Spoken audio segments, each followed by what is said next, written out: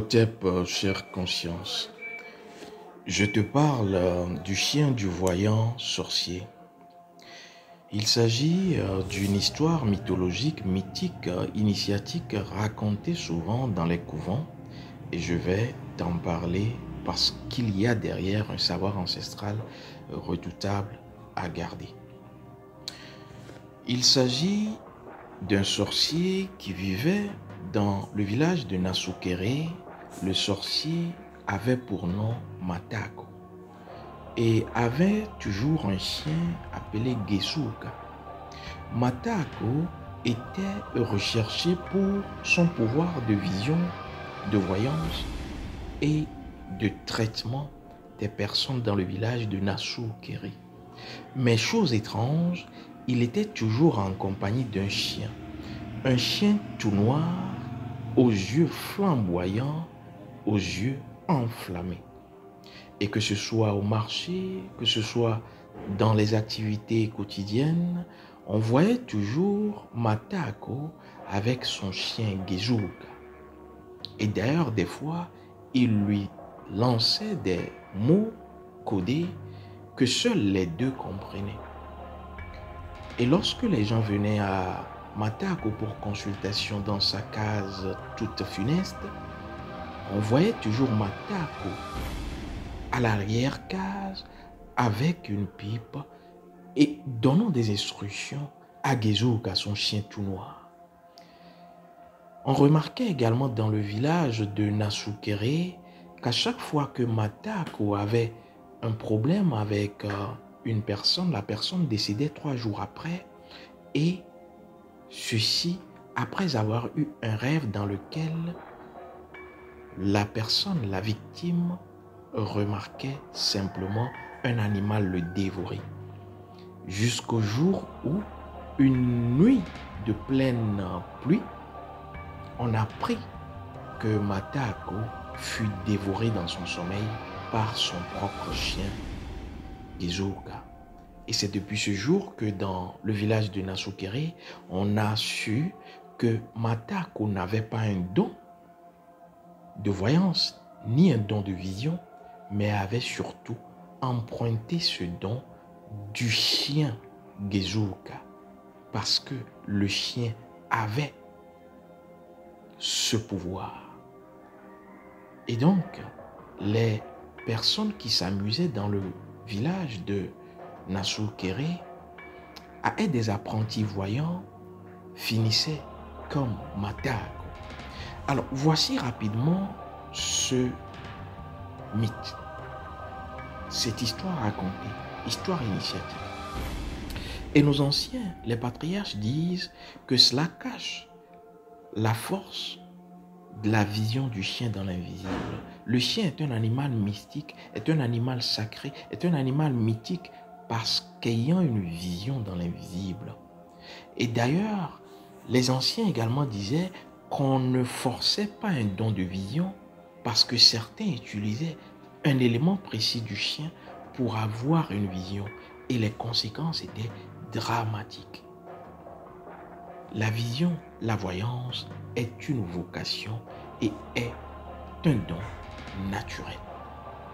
Alors, parlons du chien, les anciens avaient toujours pour habitude d'avoir un chien dans les activités champêtres au champ ou lorsqu'ils allaient dans des rencontres publiques où ils redoutaient des adversités mystiques. Et donc, il y avait le chien à côté, à l'arrière ou devant le propriétaire, le maître du chien.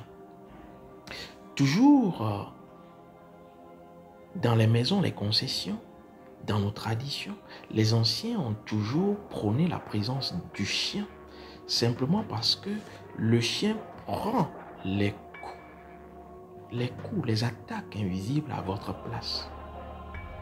Vous devrez savoir que le chien non seulement voit dans l'invisible les entités, mais le chien attaque. Par exemple, lorsque vous avez un chien à la maison et que vous l'entendez aboyer, toute la nuit le chien ne fait qu'aboyer, les anciens disent ne sortez pas.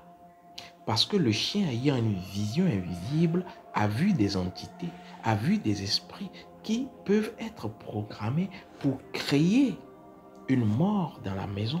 Et le chien, étant là, va faire quoi? Voir et lutter. Et parfois, c'est le chien qui trépasse. Et trépassant, le chien prend avec lui la mort programmée pour un membre de la famille. Ça peut être le propriétaire, ça peut être d'autres membres de la famille. Vous devrez savoir que le nom que vous donnez à un chien prédétermine sa mission. C'est pour cela que nos ancêtres ne donnaient pas un nom au hasard. Vous devrez sonder l'invisible avant de donner un nom au chien. Vous devrez savoir que lorsque vous donnez des noms arbitraires, le chien pourra facilement rentrer en complicité avec les esprits maléfiques, malins, envoyés peut-être dans l'entourage, dans le périmètre du quartier, contre vous, parce que le chien, l'animal en général, est dans le monde astral. Dans le cas où le chien a pris la mort programmée dans la maison, ce chien a fait ce qu'on appelle un sacrifice volontaire. Et c'est sa mission, parce qu'il l'a fait consciemment, parce qu'il est conscient de sa mission. Vous devrez savoir qu'il y a une hiérarchie lorsqu'on parle des règnes. Et je vais vous le montrer. Le règne minéral est au service du règne végétal. Le règne végétal est au service du règne animal. Le règne animal est au service du règne humain. Et cela ne s'arrête pas là parce que le règne humain lui-même est au service du règne para-humain qui englobe les ancêtres. Et le règne para-humain est lui-même au service des divinités qui elles-mêmes sont au service de la nature d'Amon. Et donc ce chien par exemple qui s'est sacrifié volontairement après la mort de la maison, une mort programmée, est conscient de sa mission. Parce que l'animal a deux missions. La première mission, c'est de permettre au corps humain d'être substanté, mais pas tous les animaux. Prenez Lévitique 11, de 1 à 47. Permettez.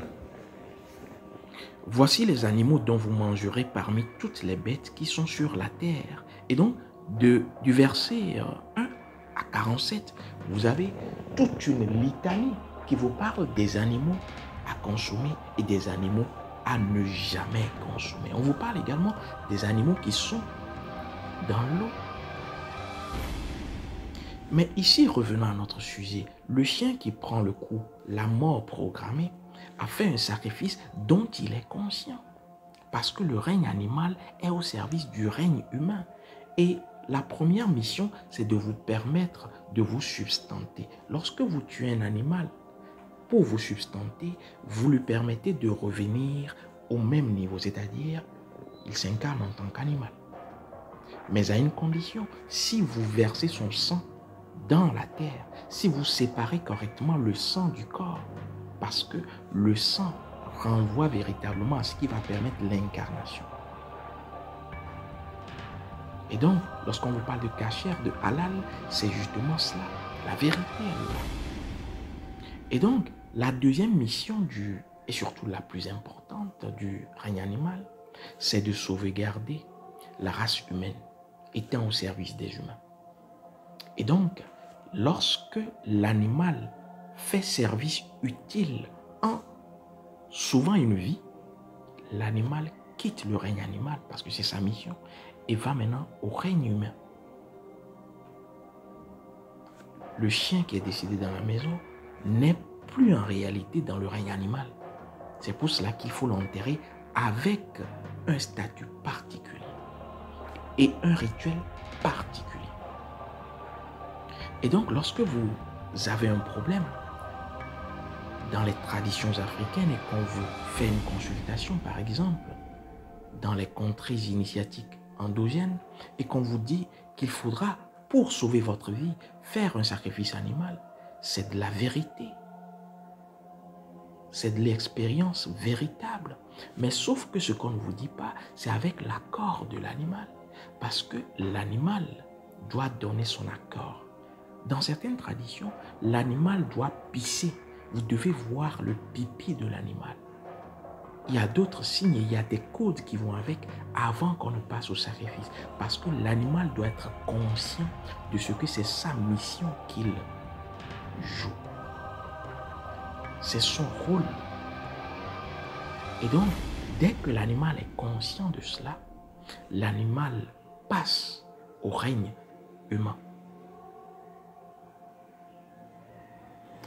Vous devrez donc savoir qu'un sacrifice animal ne se fait pas par hasard, ne se fait pas n'importe comment, se fait dans des situations dramatiques. Mais ça se fait. Et cela permet à l'animal d'évoluer. Au moins lui, l'animal qui a pris la mort dans la maison, a connu sa mission. Mais vous qui êtes dans le règne humain, votre mission, c'est que vous êtes au service du règne ancestral. Mais combien arrivent à se connecter aux ancêtres? Je reviens maintenant pour vous parler donc du statut de ce chien qui passe de facto au règne humain. Vous devrez enterrer ce chien à partir d'un rituel spécifique qui fait partie de la grande catégorie des rituels de coupure du lien énergétique. Et ce chien doit être enterré à l'entrée de la maison, devant le portail. Ou si ce n'est pas votre domicile, dans un jardin, mais face à l'est. Car ce chien, lorsque vous maîtrisez le rituel, les étapes du rituel de coupure du lien énergétique, à partir d'autres éléments, va vous servir dans l'invisible pour vous protéger. Il est mort pour vous, mais va continuer par protéger la maison. Je vais d'ailleurs parler de cette grande catégorie de rituels et de ces étapes, parce que pour qu'un rituel soit efficace, c'est l'étape ou les étapes qui rendent efficace le rituel. Je parlerai de la grande catégorie des rituels de coupure du lien énergétique. Dans la méditation pleine lune du 22 du mois juin, 6e mensualité de 2024. Et vous devrez savoir que dans cette catégorie coupure du lien énergétique, on coupe les liens avec un animal avec lequel on était attaché, mais attention, correctement. On coupe le lien énergétique également d'une personne avec qui on était attaché, mais attention, correctement, pour que lui, de l'autre côté, à partir de sa conscience, soit dans votre protection. Mais on peut couper également le lien énergétique des anciennes relations. Sinon, vous allez créer le désordre, le déséquilibre dans votre vie. Et tout cela, nous allons en parler lors de la méditation du 22 de ce mois. Autrement, n'oubliez pas de liker, de partager et de commenter si cela vous a été utile. Sachez que nous sommes véritablement à l'heure des ancêtres. Et plus vous ferez œuvre utile dans l'authentique voie ancestrale, vous obtiendrez les mannes des ancêtres. À très vite, chère conscience.